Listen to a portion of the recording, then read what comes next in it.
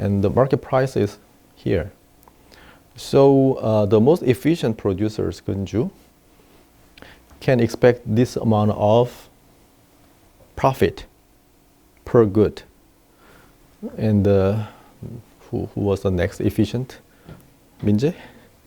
Yeah, he can expect this amount of profit per good. But this producer, this is the marginal cost, and this is the market price. So when he sells it, or when she sells it, he or she gets zero profit. Okay, but anyway, he or she is in the market. So we can think of three producers: infra-marginal producers, who owns efficient facilities, manufacturing facilities, and marginal producer, and extra-marginal producers. So these infra-marginal producers can get profits, but this much, or that much, okay? And extra-marginal producers cannot participate in the transaction because, they have a very poor manufacturing machine, and their marginal cost is too high, and market just gives me this much price per good. So they don't need to, they should not sell their goods. Okay?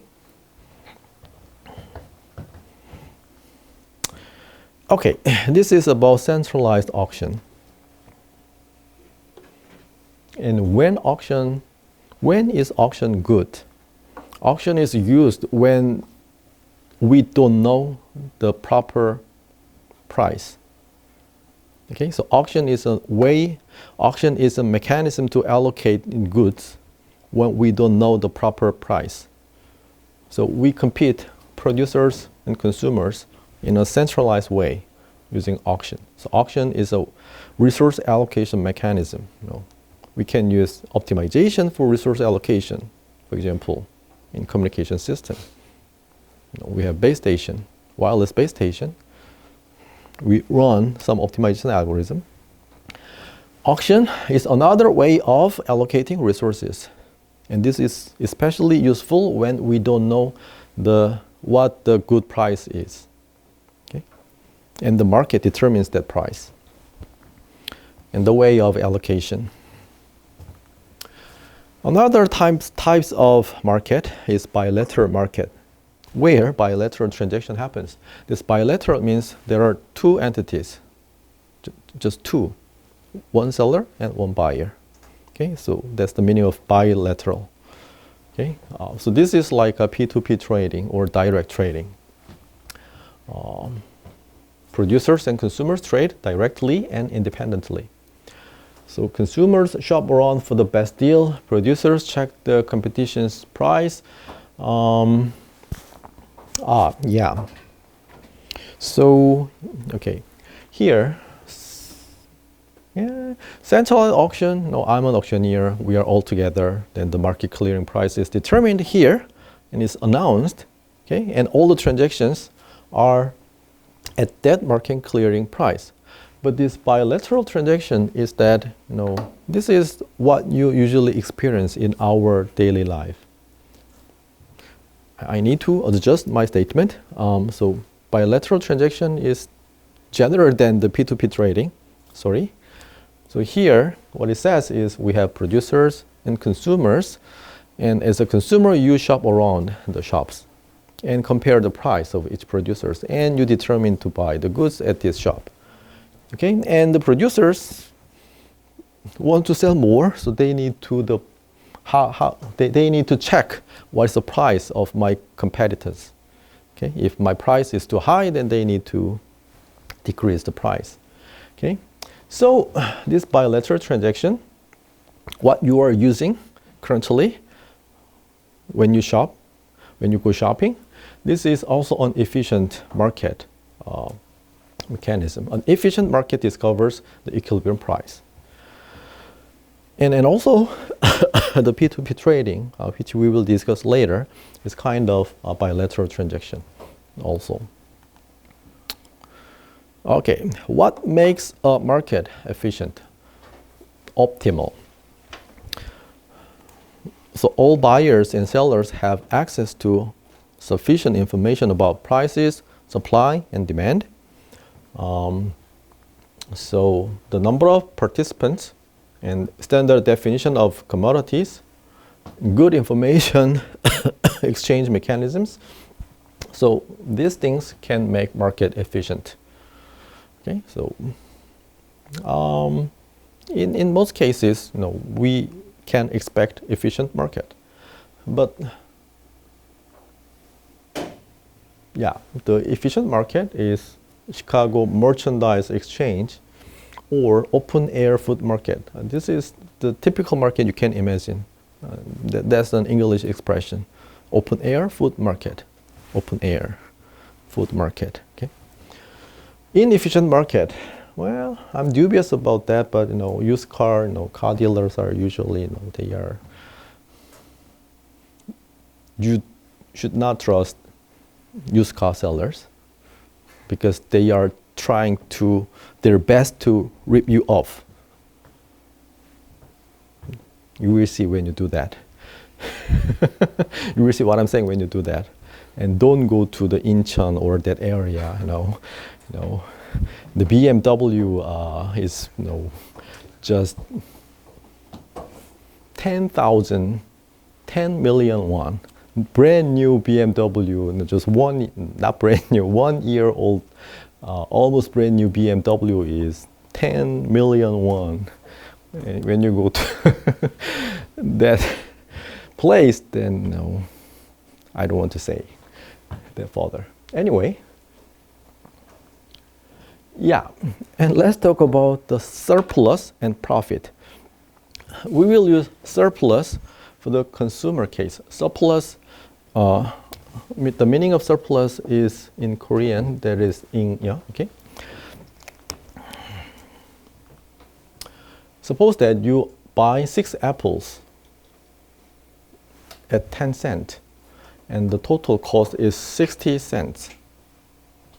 Yeah, that means this is the market clearing price and you buy 6 apples. At that price, I'm getting apples for which I would have been ready to pay more. This is an important and interesting statement. At the price, I'm getting apples for which I would have been ready to pay more. I'm willing to pay more, but fortunately, the market price is this much. Okay? So, again, go back to your demand curve before. For the first apple, I'm willing to 50 cents. For the second apple, I'm willing to 14 cents. Blah, blah, blah. Okay?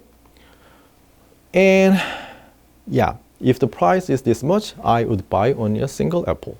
If price is this much, I would buy 2 apples, etc. And you need to have 5 apples that actually you were willingness to pay 15 plus 14 plus 13 plus 12 plus 11 to get 9. Blah. Anyway, yeah, you know what I'm saying. So you were willing to pay the sum of this price to get 6 apples. But in the market, you only need to pay 10 times 6, 60 cents. So that means this is the surplus for customers. Okay? So yeah, the surplus is 4 plus 5 plus 4 plus 3 plus 2 plus 1. And this is 0. Okay, so this area is called consumer's surplus. Using the market,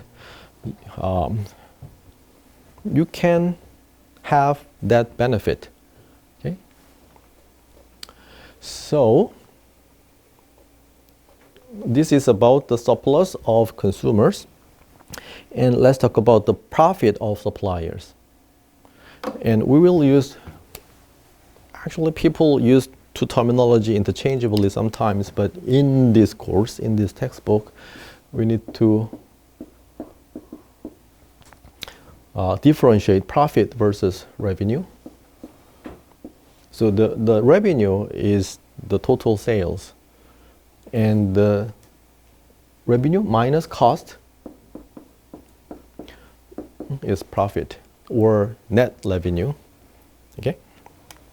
So here, from the supplier side, this is the market clearing price, and I sold this amount, and my revenue is this much, this area. But how much is the cost to produce this much? For the first element, this is the cost. For the second element, this is the cost. For the third element, this is the cost. So this area, when we have a supply function, the area below the supply function is the total cost, right? So and this is my revenue or total sales.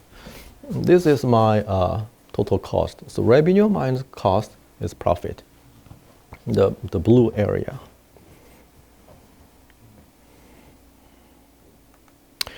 And now we have a very interesting concept, the global welfare or social welfare. Let's see. Sellers and buyers meet at a market. This is the consumer surplus, and this is the producers, suppliers' profit. Benefit for consumers, this is a benefit for producers. This area. The sum of these two is called social welfare or global welfare. And what happens, let's see what happens if we are at some other points. Yeah, this is a market equilibrium, market clearing price.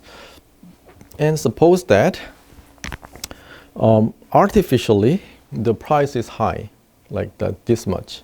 Okay, if price is this much, what is the demand? Because price is higher than the market clearing price, the demand is reduced. And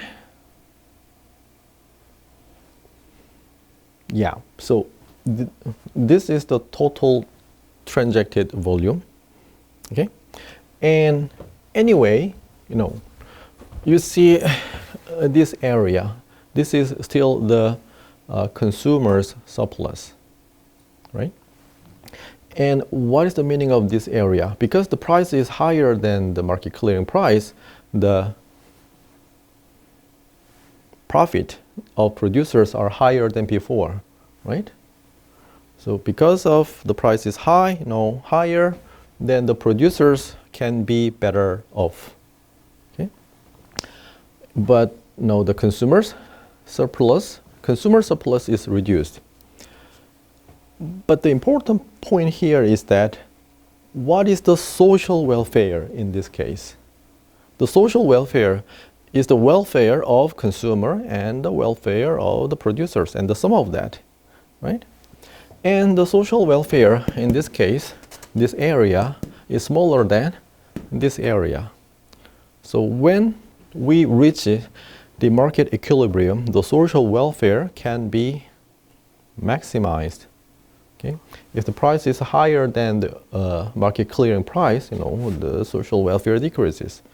We can have a similar argument.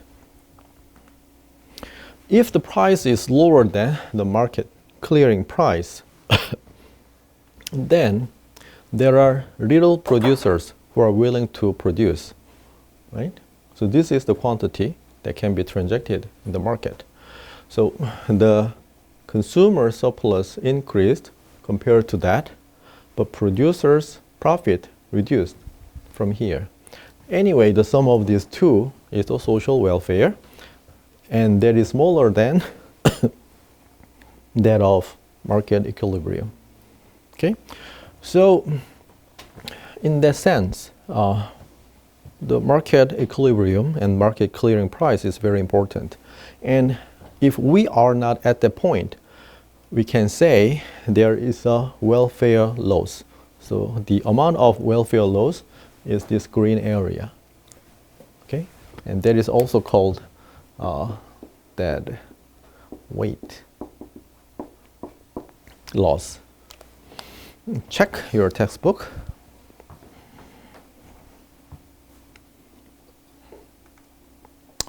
So let's summarize market equilibrium. Now you are used to price, but the price is same to marginal cost of supplier. We started from here. When we talked about supply function, we talked about marginal cost. And the price is same to marginal revenue of supplier. Okay?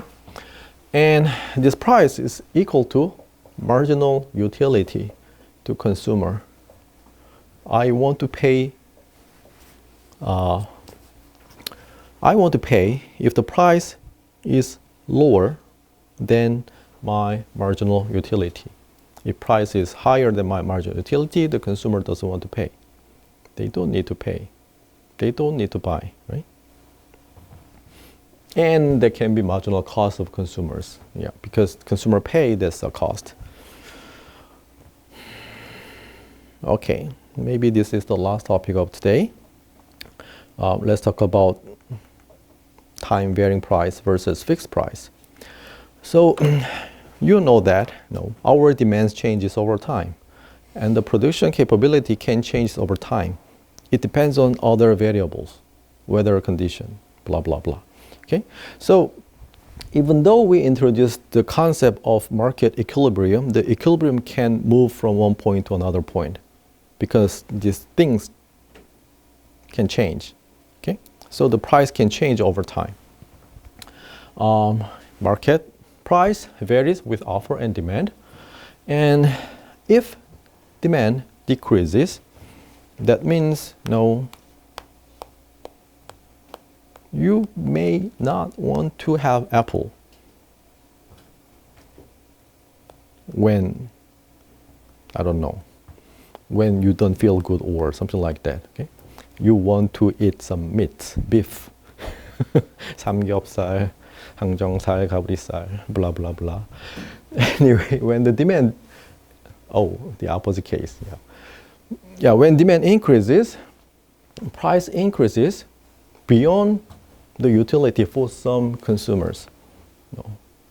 Some consumers are willing to pay some high price, but another consumers are not willing to pay that much. It depends on the customers. So when the demand increases, price increases, and some consumers doesn't want to pay that price, so the demand decreases, and we go to a new equilibrium.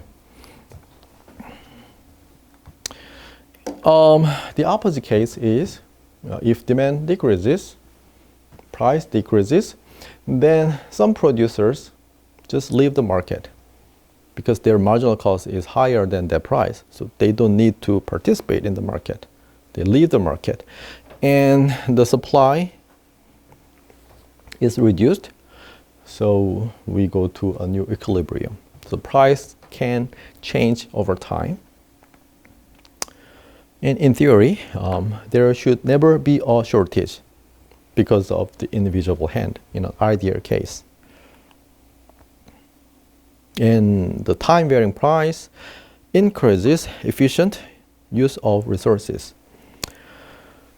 Let's talk about the time varying price versus fixed price. So assume that this fixed price is an average of market price. This is quite reasonable assumption. But the price is fixed. So sometimes the market clearing price can go up or can go down. So for the period when for the period of high demands, because we fix the price, for example, by the government, the price is just fixed, but demand is very high. That means marginal utility. So the price is fixed and demand is high. That means the marginal utility or marginal cost is higher than the fixed price. Then the consumers continue buying the commodity rather than switching to another commodity. Do you understand what it says? Really. The price is fixed. For example, milk. Milk price is, at some price. It does not change, but people find that drinking milk is very good for health, or something like that. Okay, then there will be huge demand, and the consumers continue buying the commodity rather than drinking orange juice or other things. So why is it bad? Because we cannot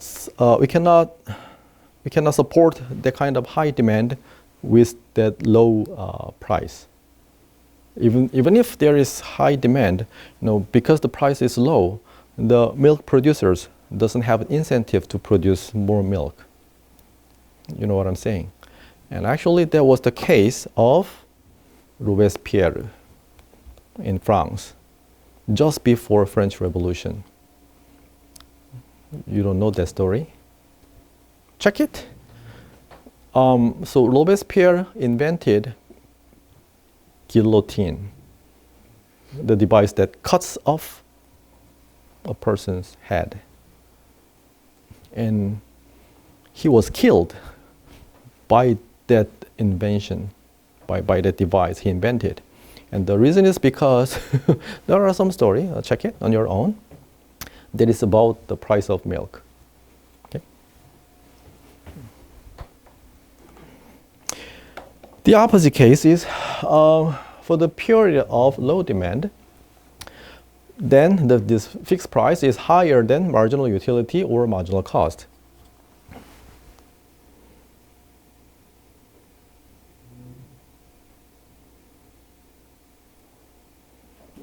Yeah, so the consumers do not switch from other commodities. What does this mean? Yeah, low demand, but price is high. Then why do I need to buy that goods? Right? Yeah, so this is the example of inefficient allocation of resources. Okay, let me stop here. Any questions? Please read the textbook up to this point before you come to the class next Monday. Okay, thank you.